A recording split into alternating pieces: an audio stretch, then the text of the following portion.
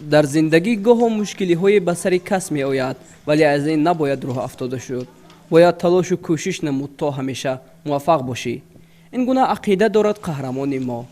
гардиши ҳаёт ва тазодҳои зиндагӣ ӯро аз роҳгардӣ маҳрум кард, вале ин натавонист ки Садбаргро рӯҳ афтода созад. ӯ омӯхт, талош кард, заҳмат кашид ва роҳи пеш бурдани ҳаёти худро пайдо сохт. ӯ аз маъюб будани худ ҳеҷ рӯҳ афтода нест ва ин наметавонад барояш монеа эҷод кунад. Садбарг Муталлибова бо вуҷуди ҷавон буданаш хело ҳам ҳунарманди пурмаҳсулу бомаҳорат мебошад. ба ибораи мардуми 550-аш ҳунар ҳаст. маҳсули ҳунари ӯ ва тахаюли рангорангаш ҳар бинандаро ба ҳайрат мегузорад.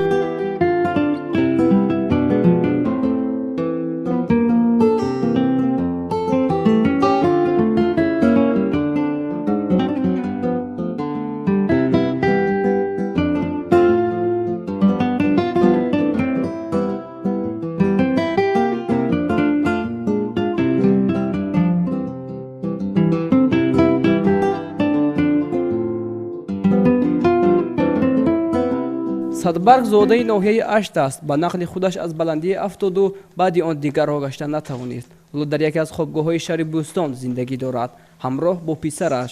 Номбурда баъди ба ин ҳол афтоданаш рӯй овард ба ҳунаромӯзӣ.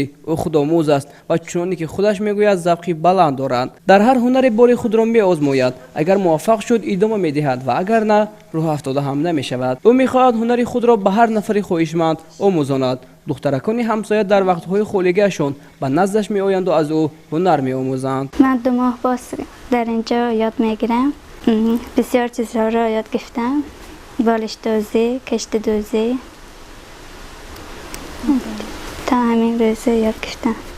در وقتی تعطیل میبیایم یاد میگیرم. Садбарг мегӯяд ки хелиҳо аз ӯ мехоҳанд то онҳоро ба шогирдӣ бигираду ба онҳо ҳунар омӯзонад, вале набудани ҷойи муносиб хоҳишмандонро водор месозад ки аз ин даст кашанд. ӯ мегӯяд ки агар барояш макони муносибе бошад, метавонад ба ҳар нафари хоҳишманд ҳунарҳои гуногунро омӯзонад. Тиёёшон аз ҳамон паблик чат ба ман занг мезананд, мегӯянд шумо корхонатон дар куҷо аст, дар куҷо кор мекунед ки мо оем аз шумо ҳамихел ҳунарҳои шуморо ёд гирем, мегӯянд.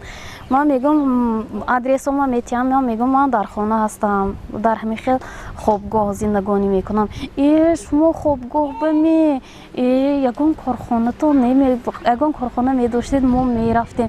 нақшаи ман ҳамин ки агар аз тарафи ҳамин ҳукуматҳо, аз ҳамин тарафи сиёсатмадорон як ёрдам мешуд, барои ман як ҷой камакакча бошадам, ҷудо карда медодам, ман бисёр хурсанд мешудам.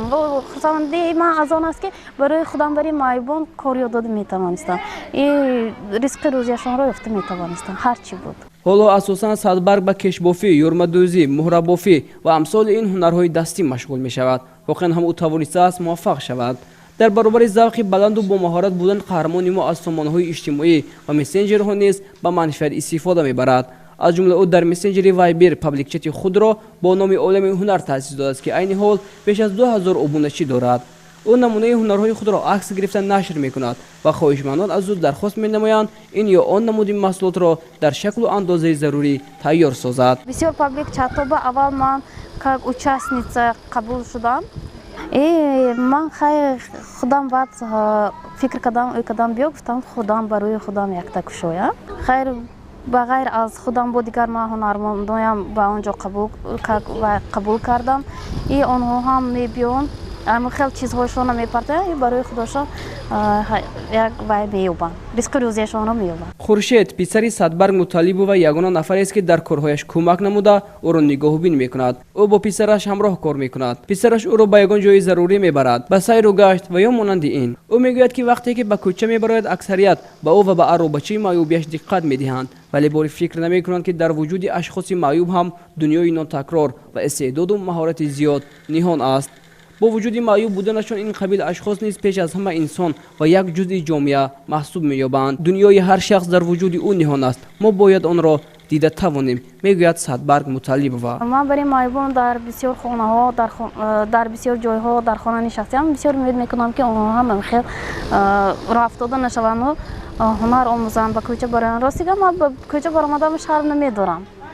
чаро шарм дорам? ман ҳам як инсонам. ман ҳам як вай хайр бисёр одамон нигоҳ мекунанд, ҳар хел нигоҳ мекунанд. مجبور چیکار میکنی؟ این هنرمند بیشتر تلاش دارد تا برای خود مکانی مناسبتری برای زندگی پیدا سازد. اینچنین میکوشد تا مرکزی آموزشی را برای زنان و دختران تأسیس دهد، زیرا با گفته خودش خواهشمندان برای آموختن هنر به او زیاد مراجعت میکنند. با گفته نامبرده او به مقامات محلی مراجعت نموده است و امید بر آن دارد که درخواست‌های او به اینابت گرفته می شود و کار و فعالیتش بهتر خواهد شد. رستم بیگ احمد و فیروزه میرجومایوا برای برنامه اطلاعاتی نگاهی دیار.